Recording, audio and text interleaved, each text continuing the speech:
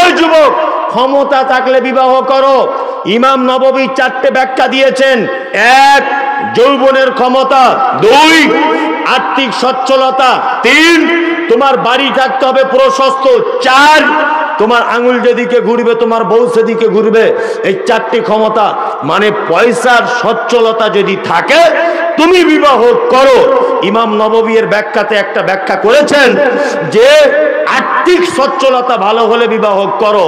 তা তোমার আর্থিক যখন সচ্ছলতা ভালো নেই, তুমি রোজা করো, সিয়াম পালন করো, যৌবনটাকে দমিয়ে দাও, তোমার বিয়ে করার কোনো দরকার নাই। দাও। তবে হ্যাঁ, বিয়ে করুন, বরকত হবে মালে ইনশাল্লাহ। বিয়ে করুন, মালে কি হবে? বরকত হবে। ইজাবাত দাওয়াতি, কেউ দাওয়াত দিলে কি করবে ইনশাল্লাহ? বৈধ দাওয়াত যদি হয় কবুল করব। যদি বলছেন তাহলে পণ প্রথা ইসলামে হারাম, এটা ডাইরেক্ট কোথাও নেই, তবে আমি বলবো সামাজিকভাবে এই দাওয়াত বাড়ি থেকে একটু অ্যাভয়েড করে চলুন। সামাজিক এগুলো কি বললাম বুঝলেন না? সামাজিক ভাবে একটু দূরত্ব রাখুন। বেটার বিয়েতে টাকা পয়সা নিয়েছিস, তোদের বিয়েতে যাব না, তার ও লজ্জা পাবে কি পাবে না? পাবে। আর সমাজ থেকে এইগুলো হচ্ছে না কেন বলুন দেখিন? এর একটা অনেক কারণ আছে। পণ সমাজে আজও আছে, হচ্ছে না, কারণ আছে। মুসলমানি অনুষ্ঠান, এটা সমাজ থেকে যাবে না, তার কারণ আছে। সীতারামপুরে যায় বিয়েতে 2 লাখ টাকা নিল, ওর প্যান্ডেলে কারি মদ্দাস্তের গিয়ে প্রথমে দেখবেন খাচ্ছে। ওটা বোঝানোর জন্য বলছি।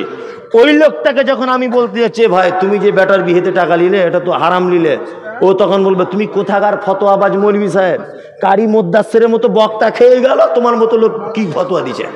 বলবে কি বলবে না? হ্যাঁ, তার মানে প্রথমে আমাদেরকে একটু সচেতন হতে হবে। কি বলছি বুঝতে পারছেন না? আমাদের একটু কি হতে হবে? সচেতন।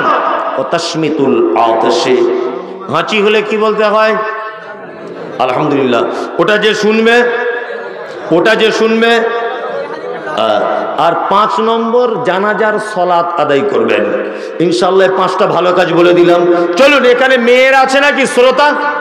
ওদের জন্য 4টে ভালো কাজ বলে দিচ্ছে, আপনি আপনার স্ত্রীকে বলে দেবেন ইনশাআল্লাহ। বলে দিবেন ইনশাআল্লাহ। 1, আল্লাহর নবী বলছেন, আল মারাতু ইজা সাল্লাত খামসাহা ওয়া সামাত শাহরাহা ওয়া আতাআত বালাহা ওয়া আহসানাত ফারজাহা ফাতাদখুল মিন আইয়াবওয়াবিল জান্নাতি সাআত। একজন নারী যদি 4টে কাজ করে, আল্লাহর নবী বলছেন শুধু জান্নাতে যাবে না, জান্নাতের 8টা দরজার ভিতরে যে কোনো দরজা দিয়ে ঢুকে যাবে, পৃথিবীর কেউ তাকে আটকাবে না। 1, 5 ওয়াক্ত সালাত আদায় করবে। কি করবে? 2, 1 মাস সিয়াম পালন করবে। 3, ওয়াতাআত বালাহা, স্বামীর সেবা করবে। করে তো? ওই লোকটা মাথা এরকম করছে, মানে বেচারা খুব বিপদে আছে। কারি সাহেব সকালে একটু বাড়ি গিয়ে ঝেড়ে দিবেন ওকে। বুড়া বয়সে মানে এরকম করছে, মানে বেচারা খুব বিপদে। আল্লাহ ওকে হেফাজত করুক, বলেন আমিন। আমাদের স্বামী স্ত্রী তো ভালোবাসা নেই। আল্লাহ রসুল আর আম্মাজান আয়েশার কি প্রেম, খাদিজার কি প্রেম। আম্মাজান আয়েশা বলছেন, যে গেলাসে আমি পানি পান ও করিতাম, পান করা হয়ে গেলে নবীকে দিতাম। দেখিতাম আমি অগণিজ নয়নেতে, ওখানে মুখ লাগাইয়া নবী পান করিতেন। গোস্ত খেয়ে হাড্ডি গুলো ফেলিয়া দিতাম, চুষে চুষে খেত নবী চোখেতে দেখিতাম। আল্লাহু আকবার বলেন। আম্মাজান আয়েশা বলছেন, যে গেলাসে আমি পানি পান করিতাম, পান করা হয়ে গেলে নবীকে দিতাম। দেখিতাম আমি অগণিজ নয়নেতে, ওখানে মুখ লাগাইয়া নবী পান করিতেন।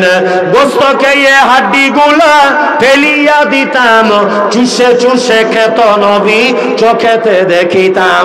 আম্মাজান আয়েশা আল্লাহর নবীর এত প্রেম ছিল, এত ভালোবাসা ছিল।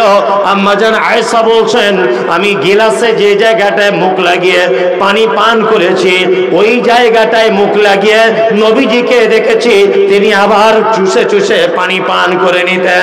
আমাদের বাড়িতে বেশি দিন গোস্ত রান্না হতো না। গোস্ত যদি কোনোদিন হতো, গোস্তটা খেয়ে হাড্ডিটা ফেলে দিতাম। আল্লাহর নবীকে দেখেছি ওই হাড্ডিটা আবার মুখের ভিতরে দিয়ে চিবিয়ে চিবিয়ে রস বার করে করে নবী আমার খেতেন। আল্লাহু আকবার।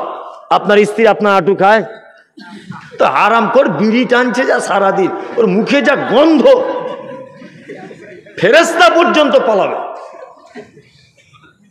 এত বিড়ি টানছে। ফজরের সময় মুয়াজ্জিন মসজিদ আজান দিল, আসসালাতু খায়রুম মিনান নাওম। তোমার উচিত ছিল একটা মেসওয়াক করতে করতে মসজিদে যাওয়া। ও মেসওয়াক না খুঁজে ওর বউকে ডেকে বলছে, হারে সাফিনার মা ওঠ। হচ্ছে কি হলো? বলছে, হারে দেশলাইটা খুঁজে পেয়েছি না, মাল পেয়েছি দেশলাই নাই। বলছে ডান দিকে দেখো। নিয়ে একটা ধরিয়ে নিল, নিয়ে মসজিদের মেন গেটে বিড়িটা ফেললো, ফেলার পরে ঢুকেছে। আল্লাহু আকবার।